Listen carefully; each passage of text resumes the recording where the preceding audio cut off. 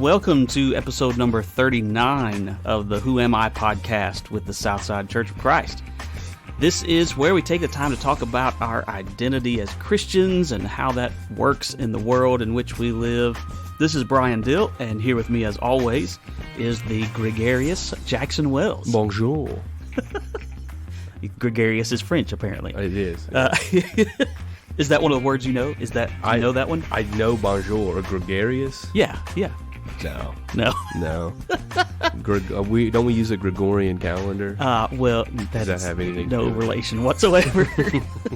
Gregarious. Gregarious was always one of those SAT words when I was in high school. That was one you needed to know for all those analogies or whatever they were. Yeah. And it just means friendly. Oh, okay. Outgoing, that sort of thing. Yeah, I'm gregarious. I like that one. Yeah. So, this is my last Monday. The day that this episode is releasing is my last Monday in Hopkinsville. But for our 3 listeners, don't worry. Jackson and I have been working to create a backlog of episodes that we're going to continue or that will continue to be released past the time of when I am moving, and so hopefully that will satisfy you folks for a while. Hopefully, we'll figure out what happens after that. Right. Yeah, we'll see. We'll see what happens. All right, let's get this episode started.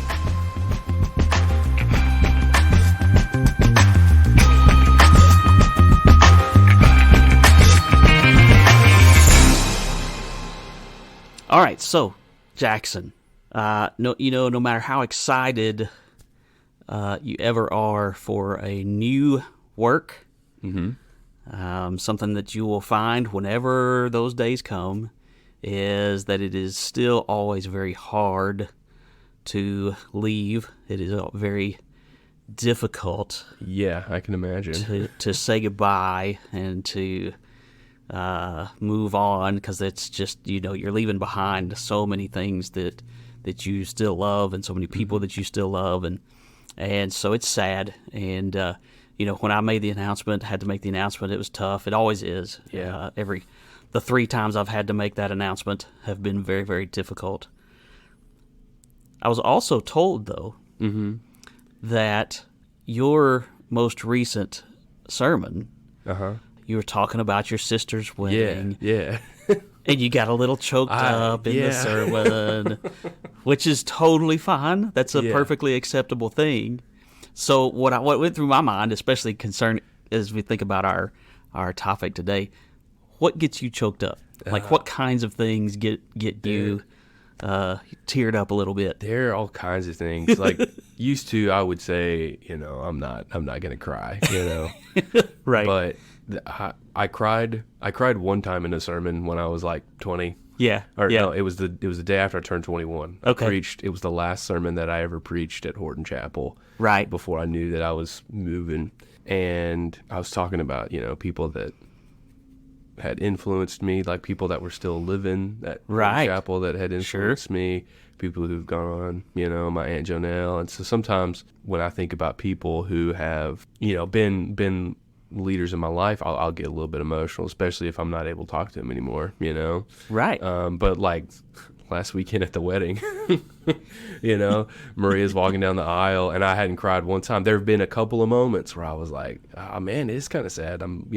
losing a sister, but I was like, I would immediately be like, I'm not losing a sister, I'm getting a brother. That's right. Absolutely. I've always wanted a brother.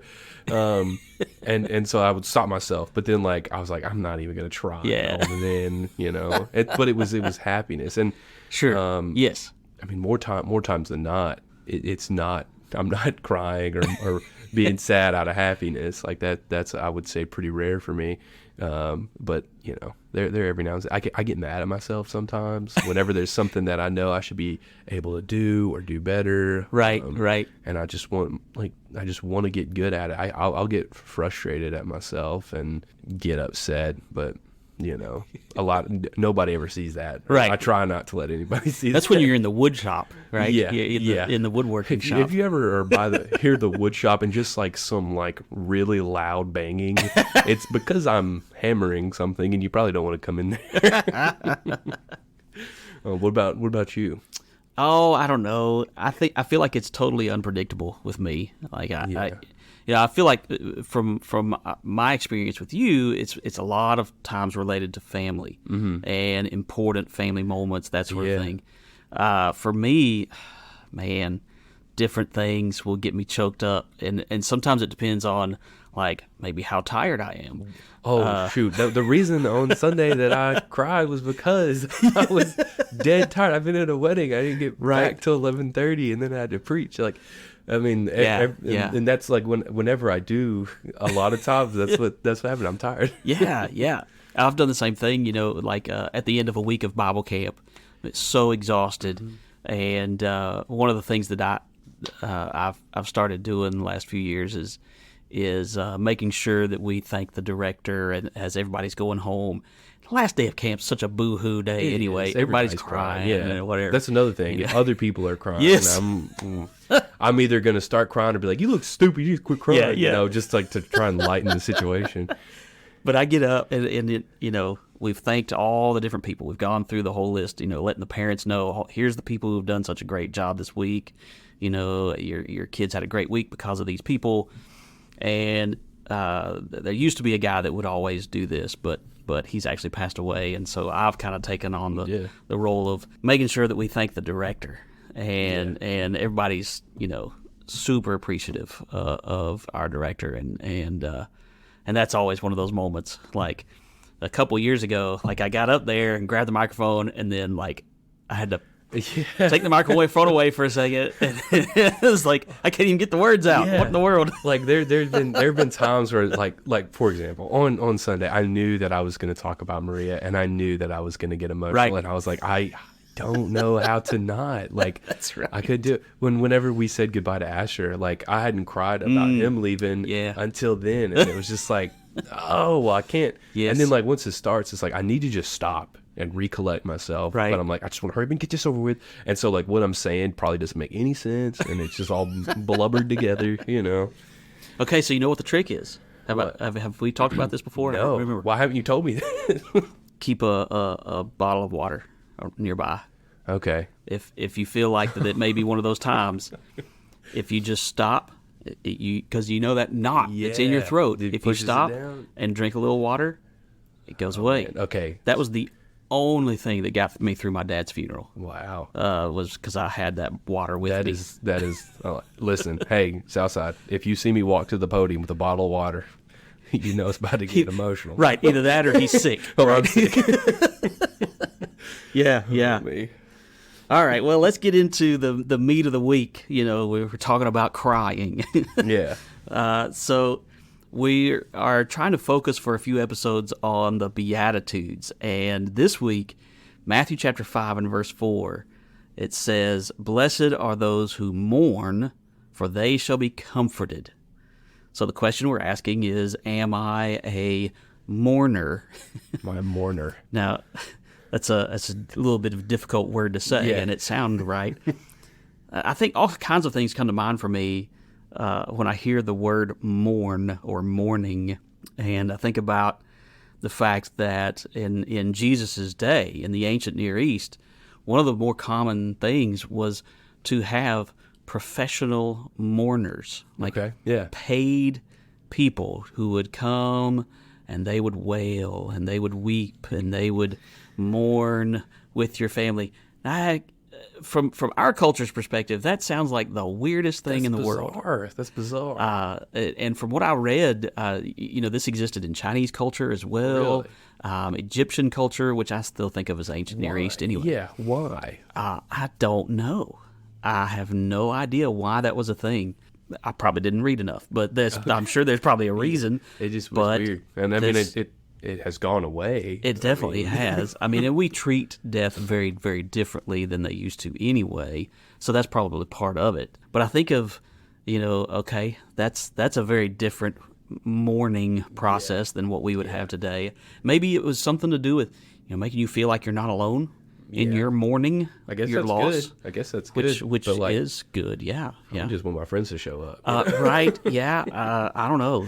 And then I wrote down the musical Wicked. Okay. Has a song when right toward the beginning where the wicked witch dies. Okay. And they're celebrating. And part of the song is "No one mourns the wicked." That's great.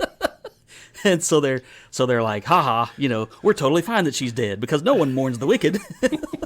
I just had an idea. Oh no. We don't have an episode for Halloween, do we? Well, we had sort of an idea. Was it going to be Am I Possessed or something? That was one of the ideas. What if it was Am I Wicked? Am I wicked? Am I wicked? That Okay. might be a little bit. I don't know if that'd be any easier than Am I Possessed. I don't know. Yeah. Well, yeah. look for that episode, y'all. Right. Yeah. Yeah. If we get to it before the end of September. Yeah.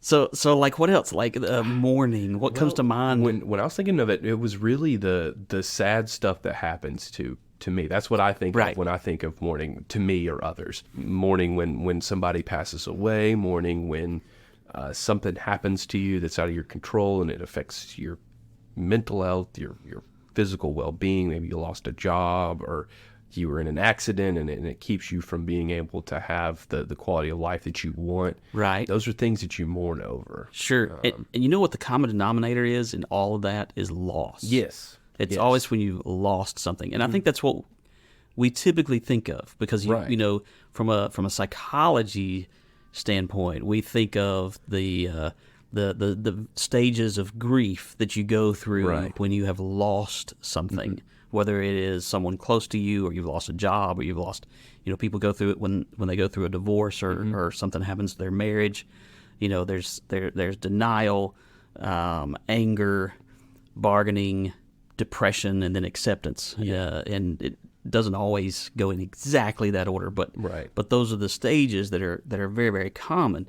And so that's kind of what goes through our minds, right? Is losing something. We have lost, and so we mourn that loss. Right. However, in Jesus' Sermon on the Mount, which is where we are, if you've been keeping up with what we've done recently, last week we looked at Am I Poor in Spirit? This week we're looking, Am I poor in spirit was the question we asked. This week we're looking at Am I mourner? Jesus isn't talking about being sad about loss. It's different. Right. In Isaiah 61, which is used by Jesus to describe why he is on earth in Luke chapter 4, one of the descriptions of the year of the Lord's favor is that he will comfort all who mourn. And it's an important passage because it reminds us that not all who mourn are mourning over a death or loss. Right. That's not what it's about. That's not what in the Sermon on the Mount when Jesus says, "Blessed are those who mourn, for they shall be comforted." He's not talking about blessed are those who mourn because their parents died, for they will be comforted. Yeah, of course they're going to be comforted. They're going to have people that come out to them, but that's not what he's not what he's talking about. Right. If you read Isaiah 61, it's about the people being oppressed. They're suffering because they don't have the freedoms that they want. They're not able to worship God like they want to. They're living in an ungodly time, and the people of God are mourning because they aren't able to live like they want to. That's right. Like they should. Yeah. And there's a ton of mourning that is directly associated with that. And like we say that it's Jesus isn't talking about loss, and to a degree, it's a loss. And you could go all the way back to we've lost the perfect world, and because of that, we're no longer able to worship God like we are in Isaiah 61, or like that's kind of what is going through their mind. Sure. So it's a different framework for mourning. That's right. Certainly. Yeah, and it's important that I think that we think about this as we read through the Beatitudes and don't just immediately assume that we're talking about the kind of mourning associated with a death, because there's so much, especially in the world in which we live today, there's so much that we could mourn as we look around at the world. And I think it ties very directly to the previous verse in verse 3, and the idea of being poor in spirit. Yeah. Poor in spirit, we talked about in the previous episode, or in the episode talking about that, is the idea of acknowledging that we have sin in our lives, that we are spiritually bankrupt is one of the common phrases that's used there. And it's important for us to accept that and understand just how in need of Jesus we are. So that's on the individual, the inner focus. Right. And then Jesus turns that outward and says, now look at the world around you. There's a lot to mourn about the world around us, especially as it relates to our ability to live godly lives. Yeah. And how not focused on God this world is. Yeah. Go ahead. Well, I was going to say, the cool thing about this is that blessed are those who mourn, for they shall be comforted. We're talking about loss. However, the world can, I don't want to say gain, but the people of the world have an opportunity to get to know God. They have an opportunity to just, like that's so cool. And so we can mourn, but the flip side is we can hopefully do something about it, right? A little bit, and we're not going to be able to on our own convert the rest of the world, but and then even if we did that, the evil's still part of it. Sure. So it's unique, and I think there's just so many things that as we go through life and we look at the world, we're just so disappointed. Yeah. It's hard not to be incredibly discouraged. And I would say that that's the type of mourning that we're talking about here is the bemoaning the fact that the world is the way it is, all the evil that's in this world. And we get wrapped up in that pretty easily and worrying about, what does this mean for my children or my grandchildren? Well, the thing that was immediately going. So I guess here's a question for you. We have the situation in America, I think, that is somewhat is problematic. If you go to a school, there's fear somewhat for kids. Absolutely. It's not as safe as it used to be. That's right. Right? And the world's messed up. Like, why does it keep happening where we're having school shootings? Why do we need 12 SRO officers at each school? It's like, isn't this supposed to be a safe place? And that's where that's one of those things where we mourn. And so my question for you is, do we continue to I guess Jesus is saying is blessed those who mourn, because we need to keep mourning those things, because if we don't, we become hardened to those. We don't care anymore. That's right. And I'll admit, it's happened so often that it doesn't affect me the same way that it did. Yeah. I remember when Sandy Hook happened, and I remember it scaring me. I was still in school when that happened. Right. Right. I remember when Virginia Tech happened. It bothered me a lot, but it's happened so often that it's just it kind of it's on the back burner a little bit. But how do you keep that from happening? Yeah, I think that's part of why this is such an important verse for us to talk about, is the idea that we become jaded or we become calloused to the evils that are in this world, and so we don't give it a second thought, and we just kind of either accept it as a part of, well, it's just the way the world is, and there's nothing I can do about it, or whatever, and then we lose sight of what God really wants for this world, and that's dangerous, I think. Yeah, because that's only going to encourage the continued downward spiral, I guess. And we should be a light in the world, right? Yeah. I mean, we should be the ones who are encouraging people and trying to have an influence for good and an influence pushing in the opposite direction.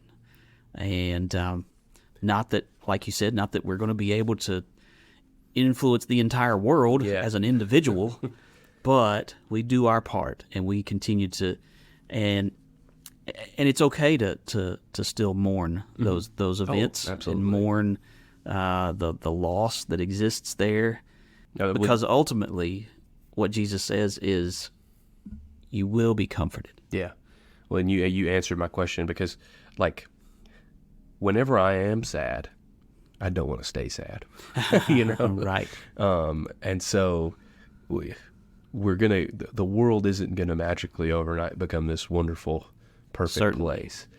We need to understand that there is something that we can do to feel better, and it is doing God's work. It's being that light, and it's being that influence. Right. And our comfort comes in Jesus himself. Oh, absolutely. Knowing where we are going to spend eternity, knowing how blessed we are because of him, and then also having the opportunities to share that with others. That's the comfort that I think comes to each of us that Jesus mentions here, and we've got to try to focus on that. Even though mourning is still going to happen, it is naturally there are going to be tragic things in this life, and there's going to be evil in the world around us. We still can be comforted through Jesus. Absolutely. Absolutely. So, how do we answer the question, am I a mourner?